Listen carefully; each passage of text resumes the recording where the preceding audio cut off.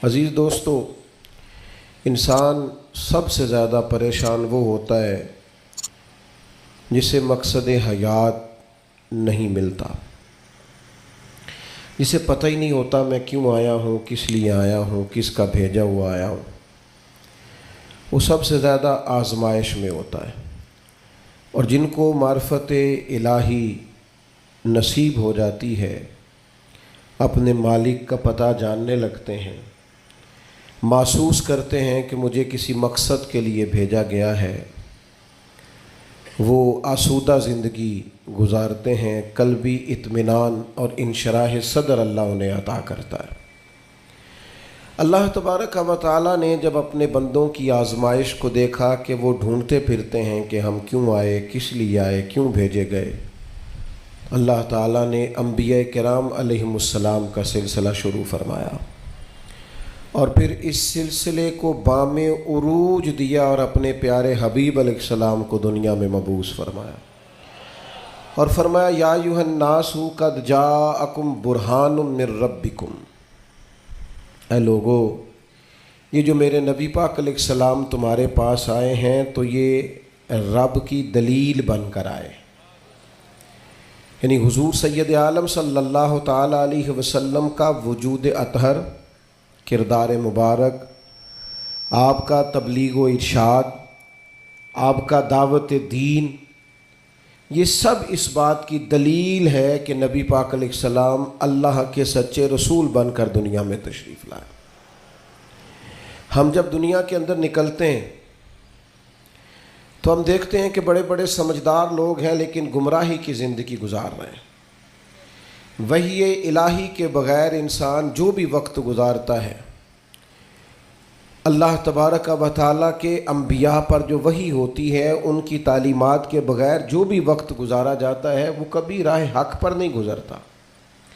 اللہ نے احسان فرمایا اور فرمایا میں نے اپنی دلیل بھیجی ہے تمہیں اپنے محبوب عطا فرمائے۔ نبی پاک علیہ السلام کا ظاہری وجود بھی سارا اس بات کی دلیل ہے کہ حضور اللہ کے رسول ہے۔ حضرت عبداللہ ابن رواحہ رضی اللہ تعالیٰ عنہ اس مضمون کو اس طرح بیان فرماتے ہیں، آپ ارشاد فرماتے ہیں کہ حضور کوئی معجزہ بھی نہ دکھاتے، نہ ڈوبے ہوئے سورج کو عصر پر بلاتے، نہ چاند کے 2 ٹکڑے کرتے، نہ درخت سجدہ کرتے، نہ پتھر کلمہ پڑھتے، کوئی معجزہ بھی سرکار نہ دکھاتے، تو فرماتے ہیں حضور کا چہرہ مبارک ہی ایسا تھا لوگوں نے دیکھتے جانا تھا اور کلمہ پڑھتے جانا تھا۔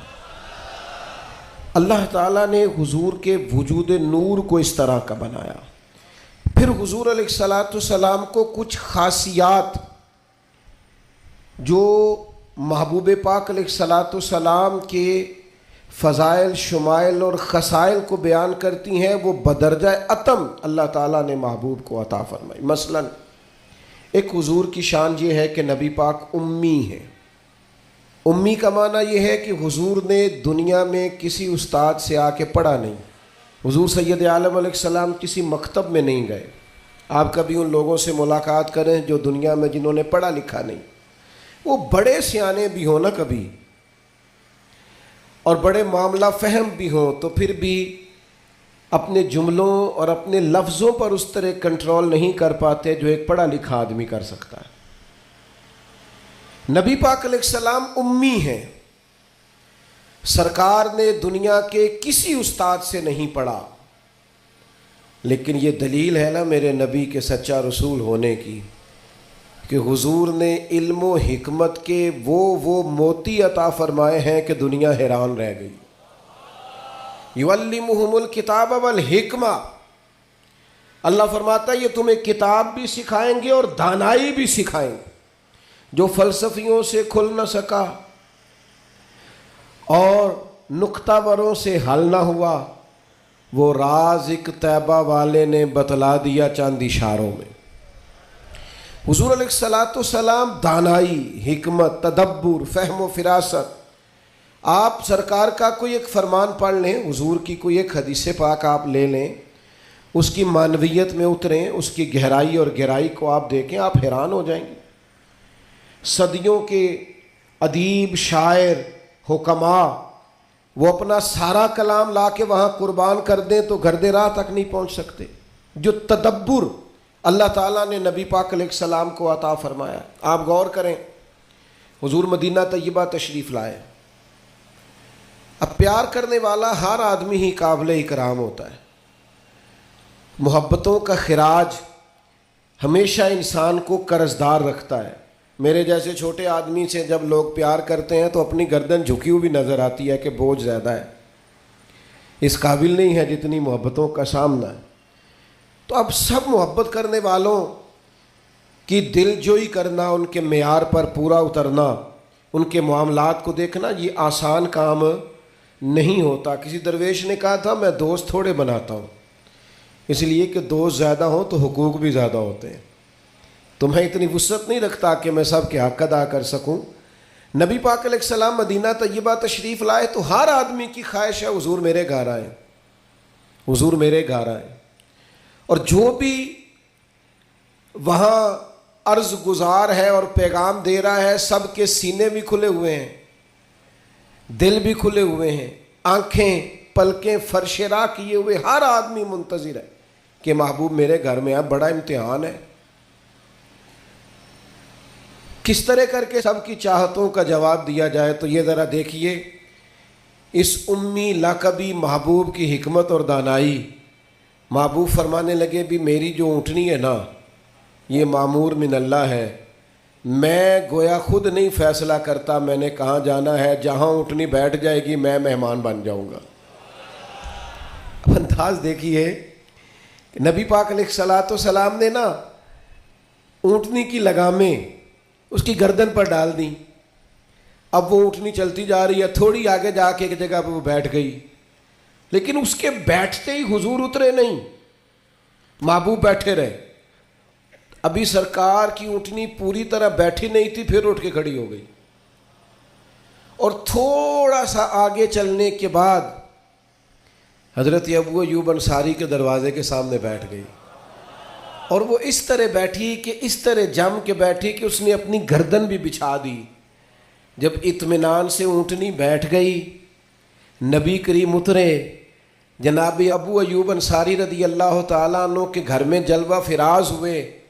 یہ وہ دانائی تھی میرے کریم محبوب کی, وہ حکمت تھی کہ کسی محبت کرنے والے کو اعتراض کیا ہونا تھا, سب کا قربان ہونے کو دل کر رہا تھا. ہمارے ہاں تو 4 بچے ہوتے ہیں اور ہم کسی ایسی دانائی کا مظاہرہ نہیں کرتے کہ ان کے اندر برابری کر سکیں. ہم اس سمجھ بوجھ کا لحاظ ہی نہیں کرتے.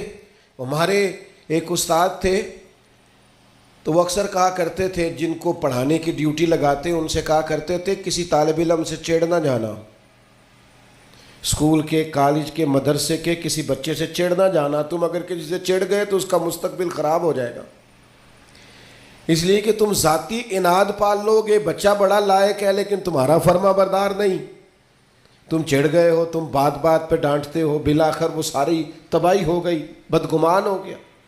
نبی پاک علیہ الصلوۃ والسلام امی ہیں, لیکن یہ میرے محبوب کی نبوت کی اعلیٰ دلیل ہے کہ اللہ تعالیٰ نے محبوب کو حکمت, تدبر, دانائی. ہم دانا نہیں ہوتے, شعور نہیں رکھتے, فہم و فراست کا. وہ عارف رومی کہتے ہیں کہ ایک شخص بادشاہ تھا, اس نے خواب دیکھا. خواب میں دیکھا کہ اس کے سارے دانت ٹوٹ گئے.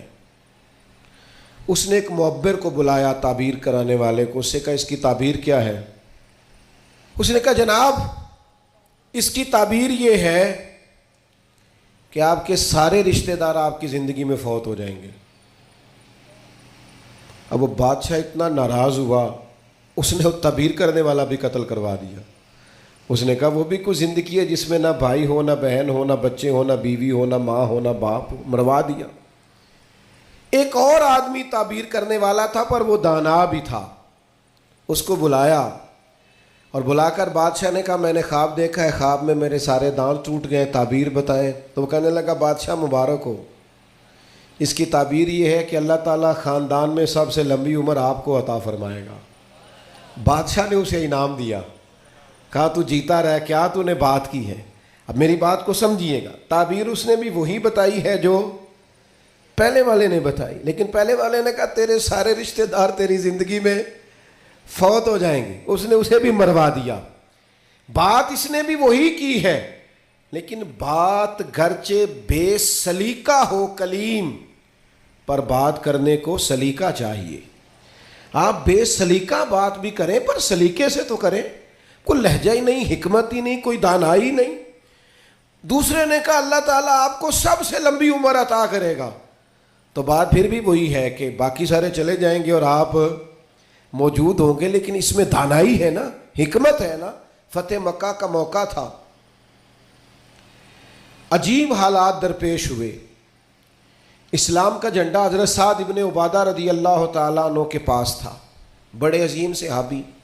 بدر کے موقع پر جس آدمی نے اپنے جذبات سے ماحول گرما دیا وہ حضرت سعد بن عبادہ، ہمیشہ اگلی صفوں میں مجاہدوں کی رہنے والے، مال خرچ کرنے والے، نڈار آدمی، لیکن جھنڈا ان کے ہاتھ میں تھا۔ حالات کچھ اس طرح کے پیدا ہوئے کہ بعض لوگوں نے مطالبہ کیا ان سے جھنڈا لیا جائے، اور کوئی معقول وجہ نہیں تھی، لیکن بعض اوقات نا حالات ایسے بن جاتے ہیں۔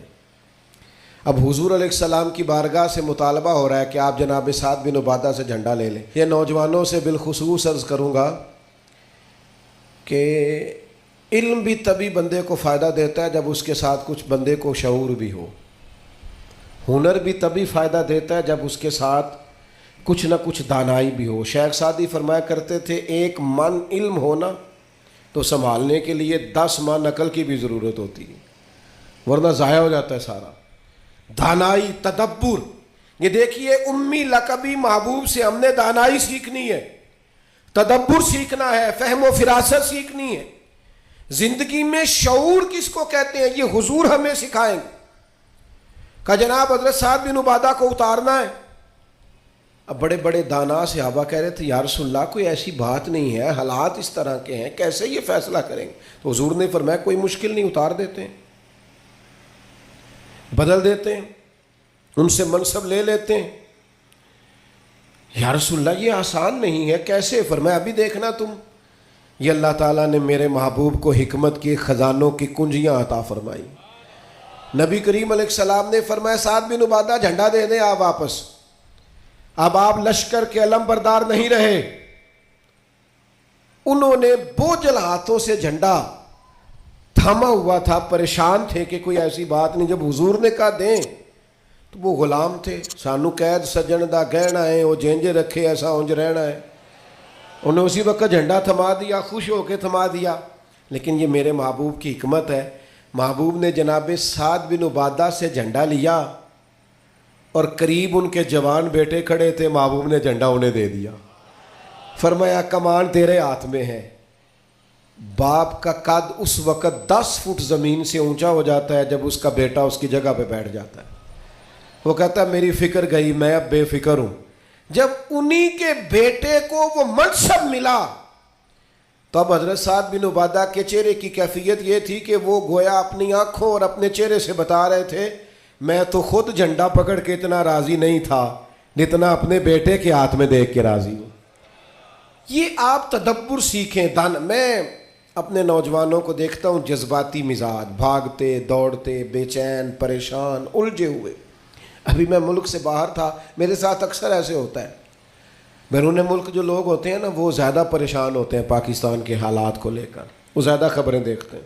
تو ایک صاحب مجھ سے کہنے لگے پاکستان کے حالات، میں نے کہا بالکل ٹھیک ہے، یہ اتار چڑھاؤ ہے، زندگی کے ساتھ چلتا ہے، بے چینی نہیں، بے قراری نہیں، الجھاؤ نہیں، ہر وقت کا اضطراب نہیں، دانائی، تدبر، حکمت، معاملہ فہمی، یہ ہمیں ہمارے رسول پاک نے عطا فرمائی۔ آپ اپنی زندگی کو سلیقے سے گزاریں، قیمتی بنائیں۔ آپ اپنے وجود سے بڑا کام لے سکتے ہیں، لیکن کیا ہے؟ دانائی نہیں ہے، جذباتی مزاج، اور جذباتی پن ہماری طبیعتوں کا حصہ ہے۔ جذباتی فیصلے، جذباتی باتیں۔ ہمارے دیہاتوں میں چودھری فیصلہ کس کے حق میں کرتے ہیں؟ جو پہلے آ جائے، وہ سچا ہے یا جھوٹا ہے، پہلے گیا ہے، بس انہیں مینوں پہلا آخیا تسی تے آئے ہی نہیں، اسی بات میں فیصلہ دے دیا۔ دانائی، تدبر، یہ رسول اللہ صلی اللہ علیہ وسلم نے ہمیں سکھایا، امی لقبی ہیں حضور۔ اور دوسری بات، انسان کے پاس جو سب سے قیمتی چیز ہوتی ہے نا، وہ اس کا کردار ہوتا ہے۔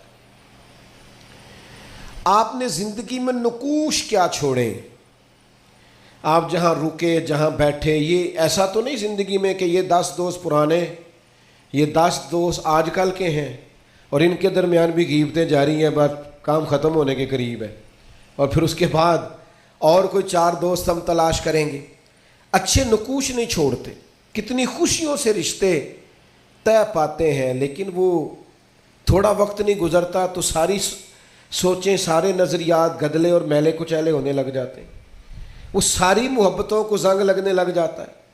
عظمت کردار، بلندی، آپ کے افکار، آپ کا اچھا گمان، آپ کی سوچیں، آپ حیران ہوں گے اللہ تعالیٰ نے نبی پاک کا وجود ہی معجزہ بنایا ہے، لیکن جب حضور کے اپنوں نے دلیل مانگی نا، اپنوں کو مطمئن کرنا بڑا مشکل کام ہوتا ہے۔ قریبیوں نے دلیل مانگی، قریش مکہ نے، کہ آپ نبی ہیں تو دلیل دیں۔ نبی پاک علیہ السلام نے اپنے اپنوں کو معجزہ نہیں دکھایا، بلکہ قرآن مجید فرماتا ہے کہ محبوب نے کہا فَقَدْ لَبِثْتُ فِيكُمْ عُمَرًا مِّن قَبْلِهِ أَفَلَا تَعْقِلُونَ، میں کوئی باہر سے نہیں آیا، میں نے اپنی اس سے پہلے کی ساری عمر تمہارے درمیان گزاری ہے، 40 سال یہاں گزارے، اپنے ماں کی گود میں بھی، نانا کے کندھوں میں بھی، جناب ختیجہ کا دولہا بن کے بھی، بیٹیوں کا باپ بن کے بھی، میں نے سارا وقت تمہارے بیچ گزارا، افلا تعقلون، تمہیں عقل نہیں؟ گویا محبوب ان سے فرما رہے ہیں کہ میری جیسا سچا ہے تو لا کے دکھاؤ، باہر سے نہیں آیا، تمہارے درمیان رہا ہوں۔ یار یہ مشکل کام ہوتا ہے، چاروں جانب ماحول خراب اور بندہ پھر ٹھیک رہے۔ اکثر لوگ تو اپنے بچے کی غلطی نہیں نکالتے، کہتے دوستوں نے خراب کر دیا، اماں کہتی ہے منڈا میرا ٹھیک سی، دوستوں نے خراب کرتا ہے۔ میں نے کہا چلیں اچھی طرح سے سوچ لیں، ہو سکتا ہے دوست ٹھیک ہوں، آپ کے بچے نے سارا ماحول گڑبڑ کر دیا ہو۔ یہ جان چھڑانا تو آسان ہے، لیکن سارے ماحول کے اندر کردار کی عظمت۔ جب نبی پاک علیہ السلام نے مختلف بادشاہوں کو خطوط لکھے نا، اسلام قبول کر لو، تو کیسر روم کو بھی خط لکھا۔ کیسر سیانا آدمی تھا۔ سیانے لوگ جو ہوتے ہیں وہ زمینی حقائق دیکھتے ہیں، جذباتی فیصلے نہیں کرتے، وہ معاملہ فہم ہوتے ہیں۔ آج کل جس طرح میں اور آپ ہیں نا تصویروں کے اندر زندگی گزار رہے ہیں، لائکس، ویوز، کمنٹس، اسی پر زندہ ہے۔ لوگ ان پر وقت نہیں گزارتے تھے، اس سمجھدار لوگ۔ کیسر روم کے پاس میرے محبوب کا خط گیا، اس نے فوراً نہیں فیصلہ کیا، کہنے لگا کوئی، ورنہ بہت سارے ایسے بدبخت بھی تھے معاذ اللہ جنہوں نے حملے کی تیاری شروع کر دی، ہمیں خط لکھا ہے اسلام قبول کرو ہم حملہ کریں گے، لیکن یہ سیانا آدمی تھا۔ اس نے لوگوں سے کہا یہاں اگر کوئی سردار آیا ہوا ہو نا، مکے کا، تجارت کی غرض سے سردار آیا کرتے، کوئی سردار آیا ہوا ہو تو میری ملاقات کراؤ۔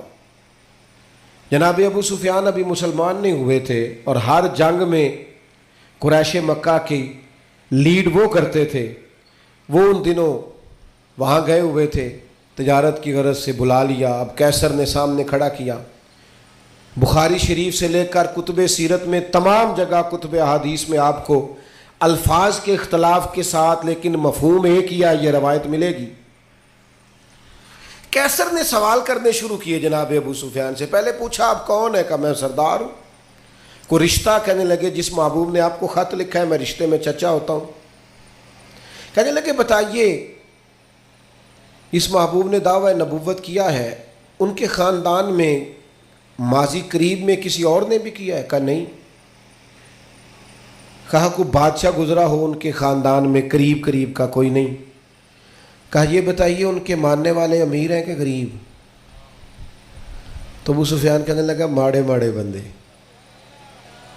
ماڑے ماڑے بندے۔ میں آپ مجھ سے ناراض نہ ہوئیے گا، لیکن محفل میلاد میں بھی ماڑے ماڑے بندے آتے ہیں، سیاسی سماجی لوگ بھی آتے ہیں کسی سے ادھاری ٹوپی لے کے، ان کا خیال ہوتا ہے چلو میلاد کی محفل کی بھی قیادت جلدی سے ہم لے لیں، جلوس بھی جلدی سے قبضہ کر لیں، کل کو ان لوگوں کے پاس بھی جانا ہے الیکشن کے دنوں میں۔